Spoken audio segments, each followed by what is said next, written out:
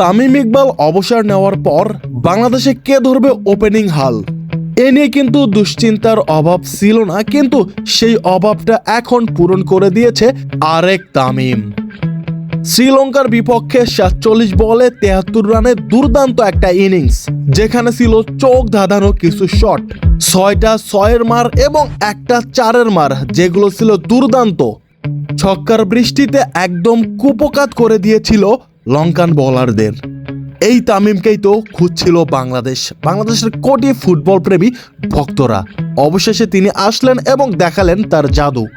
বাংলাদেশ শ্রীলঙ্কার গুরুত্বপূর্ণ টি-20 শেষ ম্যাচে, সিরিজ নির্ধারণী ম্যাচে তিনি দেখালেন তার জাদু। প্রথম বলে যেখানে আরেক ওপেনার ইমন আউট, তারপর হাল ধরলেন তিনি নিজেই।